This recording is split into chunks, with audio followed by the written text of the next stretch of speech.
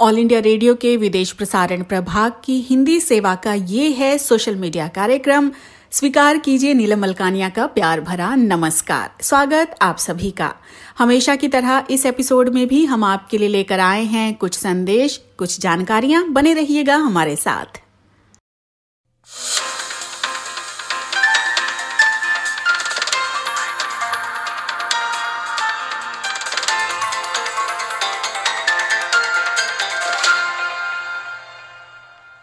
ये all India radio की हिंदी सेवा है।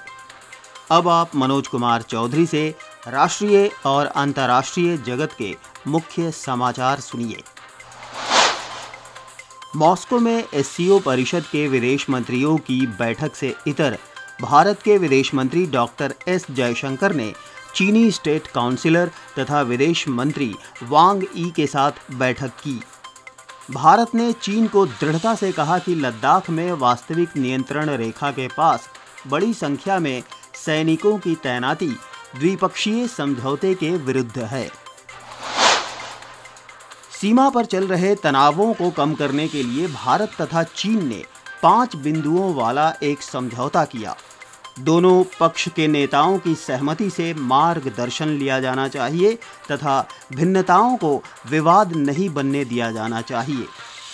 दोनों पक्षों ने इस बात पर भी सहमति जताई कि सीमा की वर्तमान स्थिति दोनों पक्षों में से किसी के हित में नहीं है।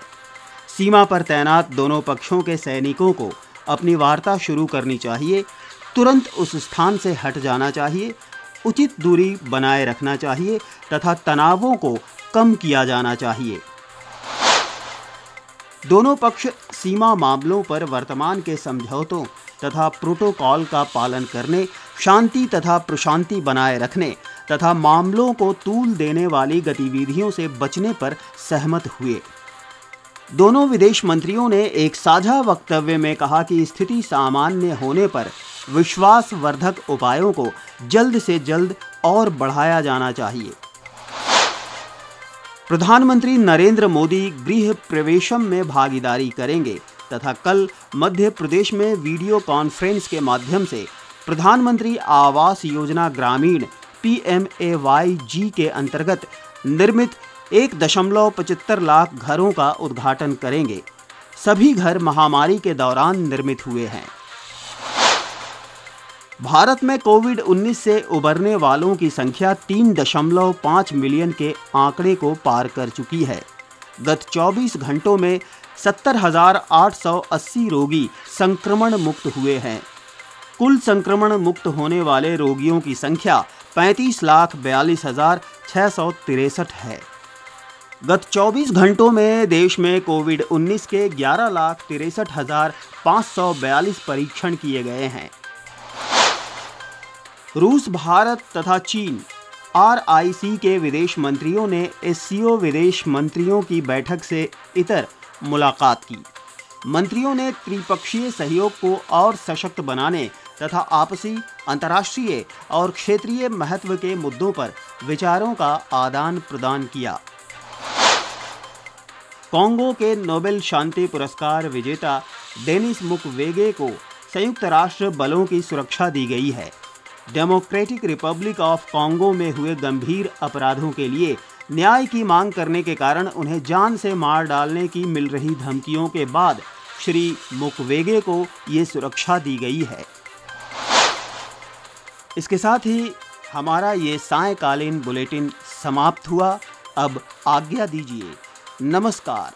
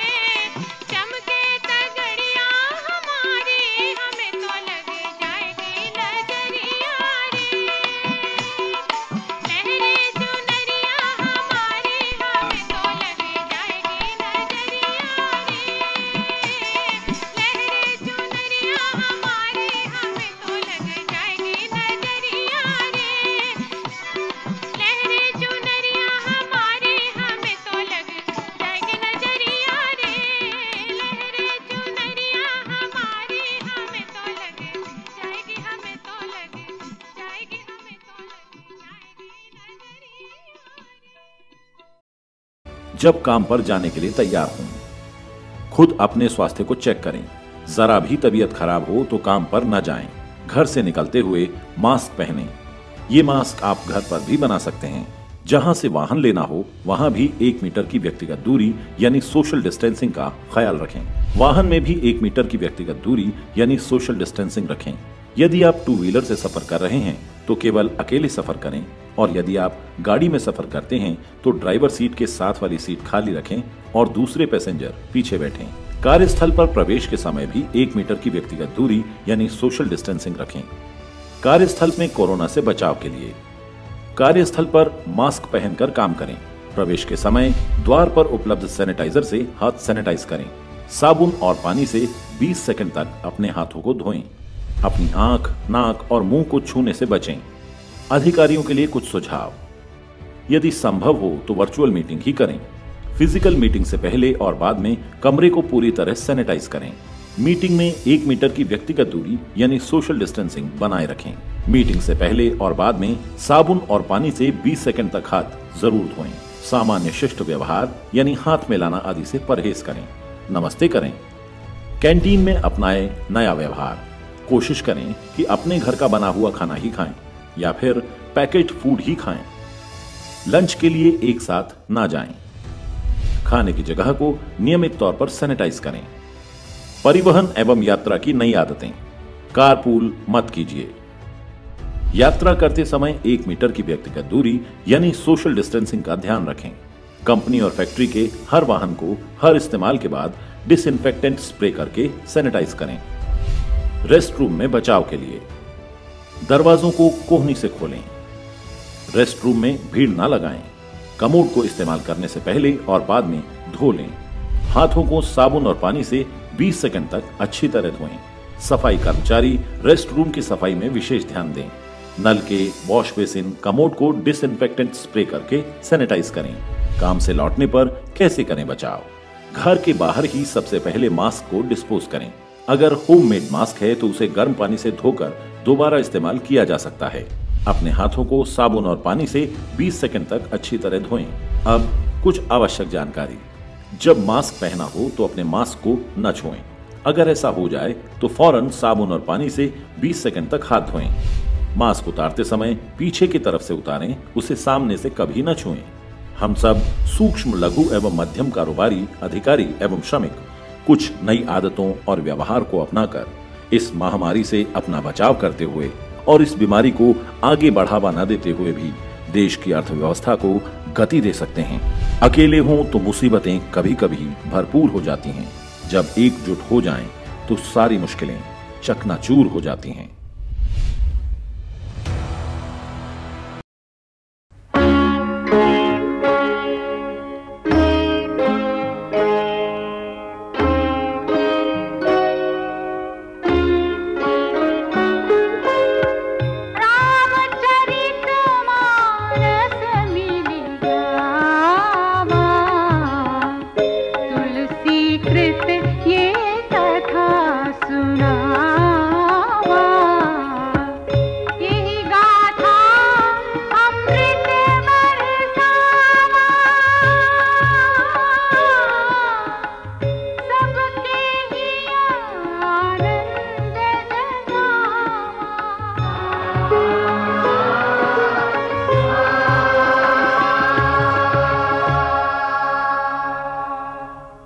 राजा जनक की यज्ञशाला में अपने को वीर तथा पराक्रमी समझने वाले राजे महाराजे शिव के धनुष को करोड़ों प्रकार से उठाने की चेष्टा कर असफल, लज्जित हो अपने अपने स्थान पर वापस जा चुके हैं।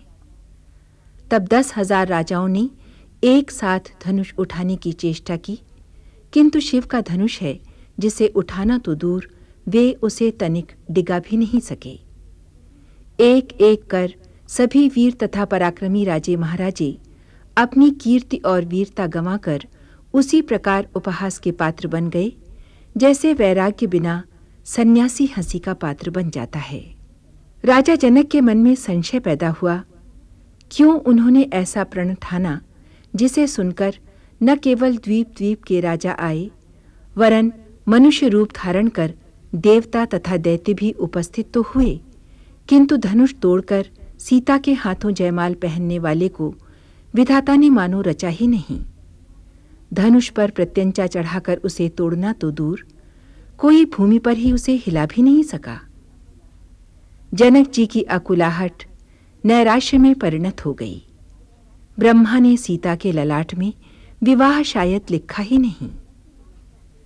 राजा जनक के निराशा भरे वचन सुनकर उपस्थित समाज तो खिन्न हुआ, किंतु लक्ष्मण की भ्रिकुटी तन गई, होठ फड़कने लगे और क्रोध से आंखें लाल हो आईं। यदि उन्हें राम की आज्ञा मिले तो वो धरती को गेंद के समान उछालकर कच्चे घड़े की भांति फोड़ दें। फिर इस पुराने धनुष की तो बिसात ही क्या है।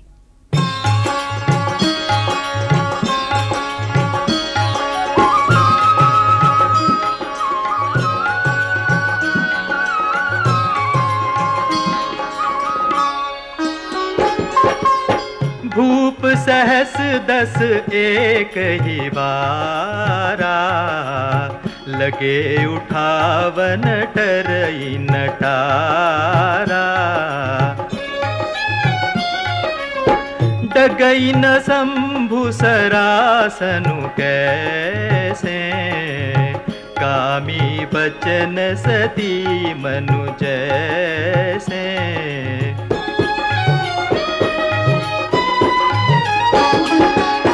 सब नृप भय जोगुपहासी,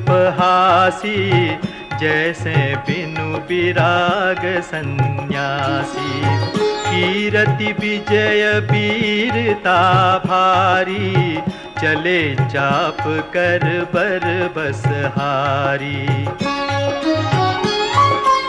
श्रीहत भय हारी हिय राजा, बैठे निज निज जाई समाजा।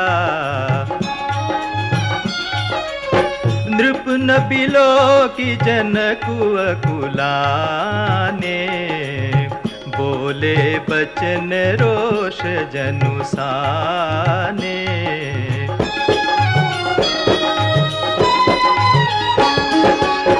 दीप दीप के भूपति नाना, आए सुनी हम जो पन उठाना।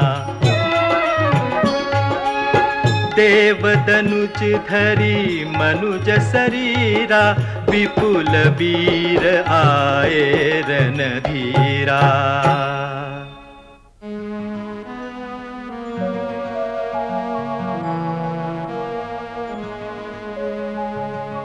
कुंवरी मनोहर विजय बड़ी, कीरति अति कमनीय।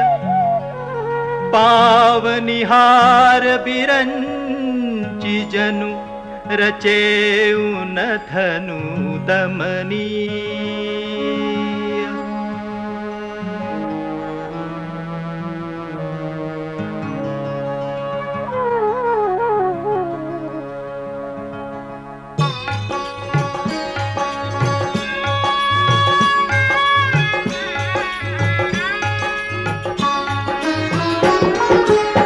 कहु काहियहु लाभु न भावा, काहु न शंकर चाप चढ़ावा। रहु चढ़ाऊ बतोरब भाई, तिलु भरी भूमि न सके छड़ाई। अब जनि को माखै भट मानी, वीर विहीन मही मैं जानी। तजहु आस निज निज गृह जाहु, लिखान विधि देहि विबाहु।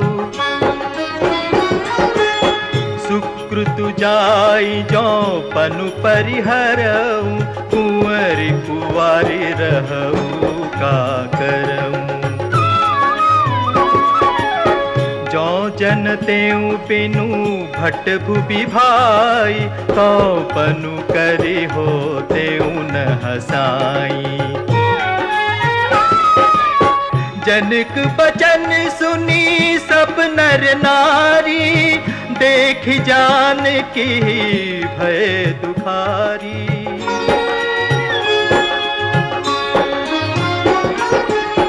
माखे लखनु कुटिल भई भाव है, रत पट फरकत नयन रिसो है।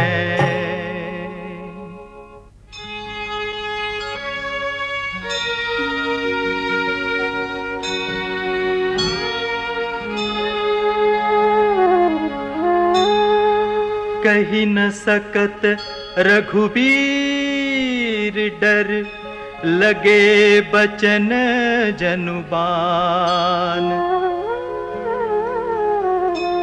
नाई राम पद कमल सिरु, बोले गिरा प्रमाण।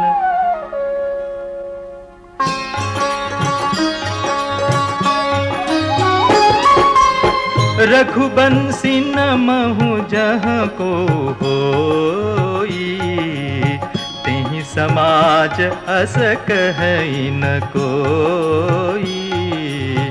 कही जनक जसी अनुचित बानी, विद्यमान रघुकुल मनि जानी।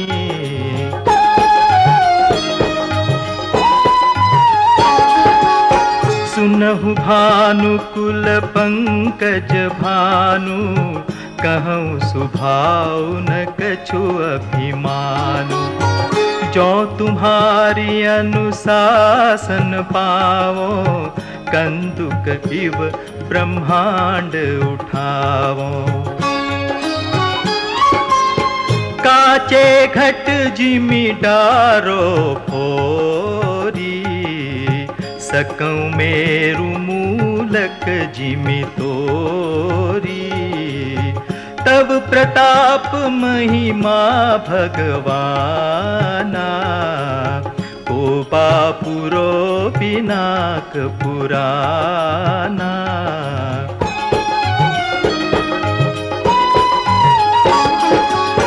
नाथ जानियस आयसु होऊ, कौतुक करो बिलो कियसो। कमल नाल जिमि चाप चढ़ावो, जो जन सत प्रमाण ले धावो।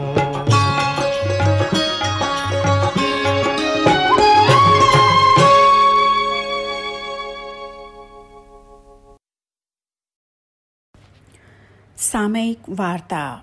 विषय शंघाई सहयोग संगठन सम्मेलन में भारत और चीन की वार्ता। आलेख चीन के सामरिक मामलों के विशेषज्ञ डॉक्टर MS प्रतिभा का। वाचन स्वर नीलम मलकानिया का। शंघाई सहयोग संगठन के लिए भारत की प्रतिबद्धता से यूरेशिया के साथ सहयोग बढ़ाने की भारत की इच्छा का पता चलता है। क्षेत्रीय समूहों से भारत का थल संपर्क न होने के बावजूद इससे मध्य एशिया से जुड़ने का अवसर मिलता है और साथ ही आर्थिक और ऊर्जा साझेदारी बढ़ाने के अवसर भी। शंघाई सहयोग संगठन या SCO परिषद में विदेश मंत्रियों की 10वीं बैठक में शामिल होने के लिए भारत के विदेश मंत्री डॉक्टर S जयशंकर ऐसे समय में मॉस्को गए जब कोविड-19 महामारी फैलने की वजह से देश अनिश्चित अंतर्राष्ट्रीय आर्थिक और व्यापारिक चुनौतियों का सामना कर रहे हैं और लद्दाख में भी तनाव चल रहा है। भारत पहली बार SCO शासनाध्यक्षों को इसी साल 29 और 30 नवंबर को भारत आमंत्रित करने वाला है। भारत इस क्षेत्र में साझी सुरक्षा चुनौतियों का सामना करने के लिए क्षेत्र के साथ अपने ऐतिहासिक संबंधों और सामंजस्य का उपयोग करना चाहता है। SCO भी अंतर्राष्ट्रीय उत्तर दक्षिण परिवहन गलियारे जैसी पहलों को आगे बढ़ाने के लिए क्षेत्रीय मंचों के रूप में इन्हें लाभकारी मानता है। इससे भारत को मध्य एशिया नीति और SCO क्षेत्रीय सहयोग नीति के बीच सामंजस्य बैठाने का मौका मिलता है। इस प्रकार बहुआयामी परिवहन और ऊर्जा परियोजनाएं भारत के विस्तारित पड़ोस का केंद्र बिंदु बनती हैं। इतना ही नहीं, अफगानिस्तान में सुरक्षा स्थिति खराब होने से इसका असर दक्षिण एशियाई सुरक्षा पर भी पड़ता है। इस संदर्भ में एससीओ क्षेत्रीय आतंकरोध संरचना के माध्यम से होने वाले सक्रिय योगदान से भारत न सिर्फ आतंकी गतिविधियों के आंकड़े प्राप्त कर सकेगा, बल्कि सदस्य देशों के साथ आतंकरोधी अभ्यास भी कर सकेगा। महामारी ने देशों को बहुत प्रभावित किया है। ऐसे समय में भारत आर्थिक और राजनीतिक सहयोग के नए माध्यम अपना रहा है। कोविड-19 का सामना करने के लिए किसी वैश्विक समाधान के न होने की स्थिति में क्षेत्रीय समूह एक ऐसी वैकल्पिक और उपयुक्त पसंद बन रहे हैं जिनमें सदस्य देश महामारी का सामना करने के लिए अपने संसाधनों को एकजुट कर सकते हैं। उदाहरण के लिए भारत ने रूस के स्पुतनिक वी टीके में उल्लेखनीय रुचि ली है और अब तीसरे चरण के परीक्षण और टीके के निर्माण पर विचार कर रहा है। रूसी पक्ष ने पहले से ही ये रुचि दिखाई और जनवरी 2020 में एससीओ के महासचिव व्लादिमीर नोरोव ने अपनी भारत यात्रा के समय टीके के शोध और विकास में भारत की भूमिका की सराहना की थी। प्रधानमंत्री नरेंद्र मोदी ने किर्गिस्तान में बिश्केक सम्मेलन 2019 में सहयोग के लिए हेल्थ प्रारूप को मजबूत करने का प्रस्ताव रखा था।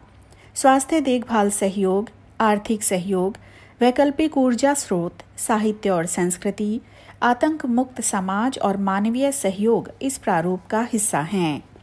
श्री मोदी के प्रस्ताव में स्वास्थ्य सहयोग पर जोर देना उचित समय पर सही विचार रहा। क्षेत्रीय सुरक्षा मुद्दों और आर्थिक तथा व्यापार चुनौतियों के साथ ही विदेश मंत्रियों की परिषद बैठक में भारत ऐसे समय में शामिल हुआ जब लद्दाख में तनावपूर्ण सैन्य स्थिति बनी हुई है और शत्रुतापूर्ण व्यवहार को सही करने की जरूरत है। एससीओ बैठक की बाहरी पंक्ति में डॉक्टर एस जयशंकर ने चीन के विदेश मंत्री वांग यी से मुलाकात की ताकि सीमा पर व्याप्त तनाव कम किया जा सके। ऐसा माना जा रहा था कि दोनों देश इस टकराव को कम करने के लिए कोई समझौता करेंगे। दोनों मंत्रियों ने भारत चीन संबंधों और दोनों देशों के सीमा क्षेत्र के बारे में खुलकर वार्ता की। दोनों मंत्रियों ने सहमति जताई कि दोनों पक्ष भारत और चीन संबंधों के बारे में नेताओं की परस्पर सहमति से निर्देश प्राप्त करेंगे और मतभेदों को विवाद नहीं बनने देंगे। दोनों पक्षों ने माना कि सीमा क्षेत्र में मौजूदा स्थिति किसी भी पक्ष के लिए लाभकारी नहीं है, इसलिए दोनों पक्षों ने ये माना कि सीमा सैन्य बलों को संवाद जारी रखना चाहिए, उचित दूरी बनाए रखनी चाहिए और शीघ्र तनाव कम करना चाहिए।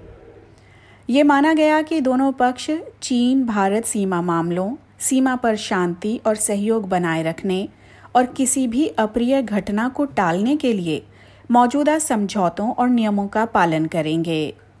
नई दिल्ली और पेइचिंग भारत और चीन सीमा प्रश्न के लिए गठित विशेष प्रतिनिधि तंत्र के माध्यम से लगातार संवाद और संचार बनाए रखने के लिए भी सहमत हुए। इस संदर्भ में भारत चीन सीमा संवाद और सहयोग समूह की बैठकें जारी रखने के लिए भी सहमति व्यक्त की गई। दोनों मंत्रियों ने इस पर सहमति जताई कि स्थिति सामान्य होने पर सीमा क्षेत्रों में शांति और सहयोग बढ़ाने तथा नए विश्वासवर्धन उपाय तैयार करने के लिए साथ मिलकर कार्य करेंगे। कार्यक्रम आपको कैसा लगा हमें जरूर बताइएगा esth.radiomail@gmail.com पर। अपना ध्यान रखिए, अपने परिवार का ध्यान रखिए। अगले अंक में हम फिर हाजिर होंगे। अब मुझे यानी नीलम मलकानिया को दीजिए इजाजत। नमस्कार।